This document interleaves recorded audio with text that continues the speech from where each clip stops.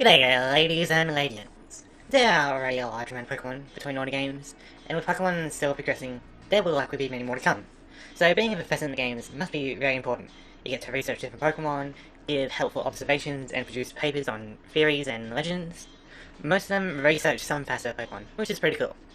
One such professor that I would like to examine is Professor Rowan from the Sinnoh region. His field of expertise is Pokemon evolution. Now, according to his research, 90% of Pokemon are somehow tied to evolution, which sounds pretty plausible. There are definitely more Pokemon that have some kind of evolution than those that are a single stage. But my goal today is to examine how correct the statement is. Is it true for Gen 4? Is it true for older gens, retrospectively? Is it true for the modern day, national and regional Pokedexes? That's what I'm going to be analysing today. Now, some people would just count one-to-one the Pokemon that can evolve without really considering it any further. I want to make this a bit more scientific, giving definitions for what kind of criteria evolution accounts for. As such, some of my data may be different than others. But, as we go along, I will bring up any potential variants in my data. Of course, you are more than welcome to do your own research and come up with your own definition of evolution, but if you are not too fussed about it, then my data should be enough to set a baseline. And so, before we begin, I will do my best to define evolution and give you a brief method of how to calculate the data, explaining on exceptions and outliers throughout the generations. Okay, so let's set the groundwork. Right, so, evolution. What is it? Now, it's very easy to say it's when a Pokemon evolves. Duh. But I think it means a bit more than that. For example, would you accept a form change as a form of evolution? While it may not be experiencing a typical evolution, it still fundamentally is changing its biology. But if that's all it would take, then almost every Pokemon can retake evolution via the move Substitute. It uses a portion of your HP to transform to a different form. I know Substitute is weird, I plan on making a video about it, but for now, it's definitely something to consider. And so after coming up with different scenarios, I've come up with this definition of evolution for Pokemon that I will be using throughout this video. For each individual Pokedex number, if a member of its designated species is able to alter their critical information, however temporary or from any medium, then that Pokemon, and if possible, the new Pokemon, is said to be tied to evolution. Now, critical information will refer to any characteristic about a Pokemon that impacts its functionality on a fundamental level. This can include information such as the Pokedex number, height, weight, typing, base stats, but not included are visual differences, the Pokemon cry, ability changes, any kind of volatile stat changes, or Pokemon that are utilized in allowing other Pokemon to evolve. A lot of this will be explained as we go along, but this is good groundwork. The reason for this definition is that I believe that Pokemon with volatile DNA are able to evolve, but this DNA is also allowing for some form changes, so any kind of change that the DNA allows for should be considered as part of evolving. In terms of my method, basically just counting the non-evolvers from a regional Pokedex, subtracting that from the total, then expressing the evolvers as a fraction and a percentage, rounding for one decimal place. We are not counting how many evolutions they have, just if they can evolve. Each generation will have its regional dex, the updated previous gens, and then a combined national dex percentage. The goal is to see if Rowan was ever correct, even retrospectively. Go down to the comments and try to predict which national dex has the closest to 90%. The answer may surprise you. Okay, so now we can finally talk numbers and start debates. Gen 1 is probably the easiest to figure out, which is great as it gives a baseline. There wasn't any previous gens to support, so everything here is new. But even though we don't have health items or abilities, we are already having an ethical dilemma. You see, Mew and Ditto are single-stage Pokemon with the move Transform. Transform mostly perfectly copies DNA, allowing for a mid-battle transformation. Do we allow Transform? Better yet, do we allow Pokemon that are able to Mimic in the future Sketch or Assist to allow the use of Transform? Metronome as well? My stance on this is that I will allow Transform if the Pokemon naturally learns it, but copying the move from other sources will not be allowed. And so for the first bit of controversy, I will be stating that Mew and Ditto are in some way connected to evolution. And so with that out of the way, the fraction is 128 over 151, or 84.8%. Definitely not a bad start, so let's continue. Gen 2 introduces new baby Pokemon as well as some new evolutions. There isn't any controversies here, as we have already covered Sketch. Each unknown is unique, but are unable to shift between. Even then, it's purely cosmetic.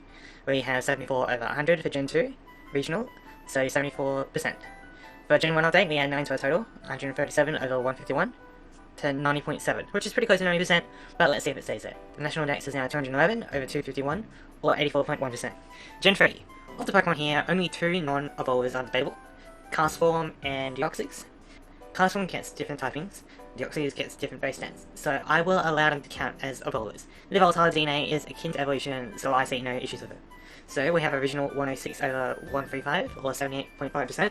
Gen 1 does not get affected, but we do have a Gen 2 update as Wobbuffet joins the Evolver scan, giving a Gen 2 update of 75 over 100, or 75%.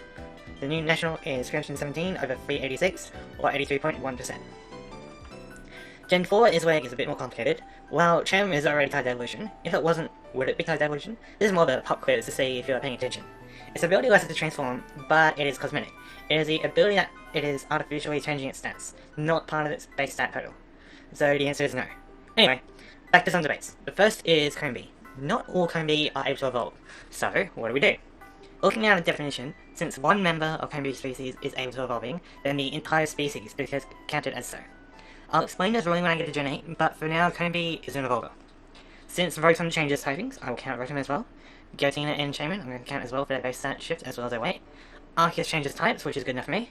So, Gen 4 is looking at 93 over 107, or 86.9%.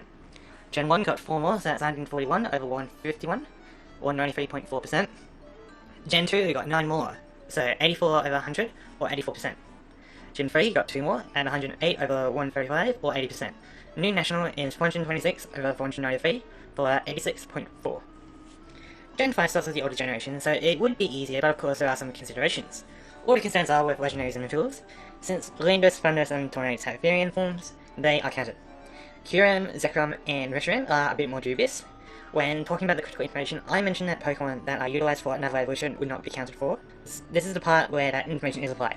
As a result, I'm going to say that Kyurem is able to evolve, but Reshiram and Zekrom are not.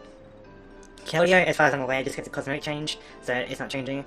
Meletta will counter it though, with it start changing. So now we have 134 over 156 for 85.9%. The new national is 560 over 649 for 86.3%. Gen 6 is small in terms of new Pokemon, but let's see some numbers. The only Pokemon here that should be considered for an Evo would be Hooper, which is allowed. So now we have 62 over 72, or 86.1%. In terms of extra generations, we have Megas, so 4 more for Gen 1, 145 over 151, or 96%. Gen 2 got 1 more, so 85 over 100, 85%. Gen 3 got 8 more, including the Primal Forms and Mega Ray, so 116 over 135%. Nothing for Gen 4, 1 more Gen 5, so 135 over 156, or 86.5%. Gen 6 got 1 more Mega, so 73 over 72, or 88%. The new national dex is 637 over 721, or 88.3%. Gen 7, in this generation, the older gens weren't given much love in terms of new evolutions, but some of the Pokemon that are already given evolutions were given regional forms as well, but that's a topic for Gen 8. For now, we go to the controversial topics. Meteor, Wishiwashi, and Oricorio are tied to evolution. Wishiwashi is debatable. I wouldn't necessarily disagree if you didn't count it, given the weird implications of its ability. But since it isn't actually conjuring up hundreds of Wishiwashi, it could just be biological growth or projections. Still kinda weird, but for this video, I'm saying it counts. Don't blame me for the weird implications of Wishiwashi. It's better to just ignore it and move on. Necrozma gets the same treatment as Kyurem, although this time Lunala and Solgaleo are already tied to evolution, which is neat. So we have 61 over 88, or 69.3%. No retro additions. The new national is 698 over 809, or 86.3%. Gen 8. First, let's do the normal roundup. Cramorant and Morpeko can't evolve. However, Ice-Q, Zacian, Zamazenta, Inamoris can. Calyrex gets similar treatment to Kyurem and Necrozma, but Galastria and Spectria do not. It shouldn't be any surprise to count Gigantamax as being tied to evolution, so Eternatus also counts. Regional is 80 over 96, or 83.3%. Now with regional forms. I'm applying the same logic as gender-only evolutions. As long as one member of that species is capable of evolving, the entire species is treated as so. So, Farfetch, for example, is now treated as being tied to evolution. If I were to separate them, then we would have a larger roster than what the Pokédex says. Which wouldn't be bad, but I know that some people would get angry if a member of Pokemon doesn't align with what you know for the total amount of Pokemon. So for that reason, I am combining them. Now, I could treat them as half values, but it doesn't particularly sit right with me. For this video, I am just counting them as whole numbers, but if you want to calculate for yourself, you can understand where I am adjusting the values. For gender only, you need to worry about Combee, Salander, and Vasculine. For original forms, it's Galarian, Hisuian, and Paldean for variants to consider. Anyway, back to it. Gen 1 with regional forms gets 1 more, so 146 over 151, or 96.7%. Gen 2 gets 3 more, so 88 over 100, or 88%. Gen 4 gets 2 more with Palkia and Dialga forms, 95 over 107, so 88.8%. 1 more for Gen 5, 136 over 156, or 87.1%. We get 1 more from Gmax, and it's for Gen 1, so 147 over 151, or 97.4%.